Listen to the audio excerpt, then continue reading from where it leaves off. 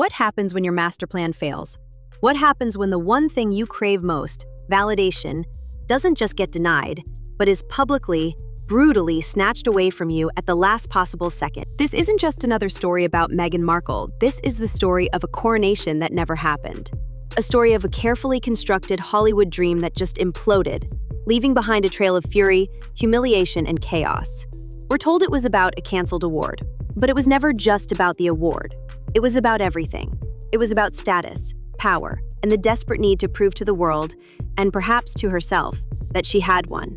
Today we are pulling back the curtain on one of the most disastrous PR debacles the Sussexes have ever faced. We're not just going to tell you what happened. We're going to take you inside the emergency board meetings. We're going to reveal the frantic behind-the-scenes panic from her own team.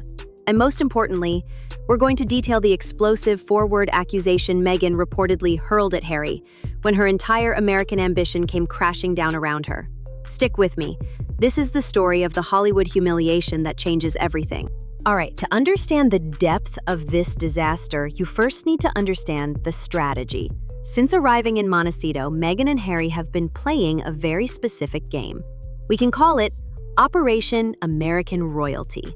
Phase 1 was the separation, the tell-all interviews, the books. That was about establishing their narrative of victimhood and escape. But Phase 2 is the end game. It's about building a new empire. It's about becoming not just celebrities, but respected, influential, global humanitarians. And for that, you need trophies. Not just figurative ones, but literal, heavy, golden trophies that you can put on a mantelpiece. You need the establishment to welcome you in. And that's where this story begins.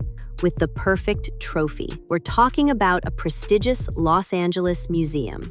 Think of the kind of place with soaring marble columns, priceless art on the walls, and a donor list that reads like a who's who of Hollywood power. This institution, which we are not naming to protect our sources, has an annual humanitarian gala. It's a major event on the LA social calendar. It's not the Oscars, but in the world of philanthropy, it's as close as you can get. To receive their signature award is to be anointed. It's a stamp of approval from the cultural elite. It says you are not just a famous face, you are a serious person doing serious work. And according to multiple sources, Meghan Markle didn't just want this award, she needed it. Her team had allegedly been lobbying for this for months. It was a calculated move. The plan was perfect, a glittering ceremony, a powerful acceptance speech that would be clipped and shared across the globe, and photos of Meghan, radiant and regal, holding a symbol of her triumph. It was meant to be the centerpiece of her 2024 comeback, the moment she finally silenced the critics and cemented her place at the top of the new American aristocracy she was trying to build. She wasn't just getting an award, she was claiming her crown as the humanitarian queen of Hollywood. Everything was set, the date was circled, the dress was likely chosen, the speech undoubtedly was being drafted. But Meghan and her team made one catastrophic miscalculation. They forgot that in the digital age, there are no secrets. And they drastically underestimated the storm that was brewing just beneath the surface. The first whispers started on social media, a small blog, a tweet from a known royal watcher. Did you hear? The Law Museum is giving an award to Meghan Markle. At first, it was just a trickle of discontent, but then that trickle became a stream. The stream became a river, and the river became a tidal wave of public outrage. The backlash was brutal, and it was twofold. First, you had the people questioning her humanitarian credentials. They asked, what exactly has she done? They pointed to the short-lived Archwell projects, the multi-million-dollar Netflix and Spotify deals that had produced relatively little content, and they contrasted it with the work of past recipients, people who had spent decades in the trenches of charity work. The word hypocrisy became a trending topic. Second, and perhaps more powerfully, you had the people who were simply tired of the Sussex brand of celebrity. They saw this award not as recognition for good deeds, but as a purchased PR stunt. They viewed it as another attempt to leverage a royal title for personal gain, and they were determined to stop it. This wasn't just a few angry trolls, it became an organized campaign. Petitions were launched, email templates were shared, and then came the masterstroke, a planned protest. Activist groups and critic communities began coordinating a mass demonstration to take place right outside the museum on the night of the gala. Now, you have to understand what this means for a prestigious nonprofit institution like a museum. Their entire existence depends on public goodwill and corporate sponsorship. The last thing they want is chaos. They don't want picket lines, chanting crowds, and news crews filming scenes of conflict on their doorstep. A PR nightmare is an understatement. This was an existential threat. The museum switchboard began to light up like a Christmas tree. Their servers were inundated with emails. Major donors, the lifeblood of the institution, started making nervous phone calls. They weren't necessarily against Meghan, but they were against controversy. They were against their black tie evening turning into a media circus. Inside the museum's hallowed halls, panic set in. What had seemed like a brilliant idea, honoring a globally recognized duchess, was rapidly turning into the biggest mistake of the year. The board of directors, initially so proud of their choice, were now facing a full-blown insurrection.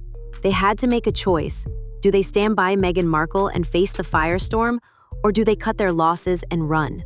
An emergency meeting was called, and what happened in that meeting and the phone call that followed would trigger the meltdown heard from Montecito to Windsor. Imagine the scene. A sterile, oak-paneled boardroom, a dozen board members, faces grim. The head of PR is presenting a dossier filled with screenshots, petition numbers, and security assessments for the planned protests. The conclusion is undeniable. Going ahead with the award would be catastrophic for the museum's reputation and its bottom line. The debate was reportedly short and brutal. Loyalty to a celebrity versus the survival of a century-old institution? It wasn't a fair fight. The decision was unanimous. Rescind the award. Now comes the hardest part. The phone call. You can picture the museum director, hand trembling slightly as he dials the number for Meghan's top aide. He probably has a script prepared, full of corporate jargon like postponing, reevaluating, and, unfortunately, due to unforeseen security challenges. But there is no way to soften this blow. The message, however it was delivered, was clear. You are not wanted. The controversy you bring is not worth the honor we were about to bestow. You have been canceled. The news traveled up the chain to Meghan instantly, and her reaction, according to sources close to the situation, was nothing short of volcanic. This wasn't quiet disappointment.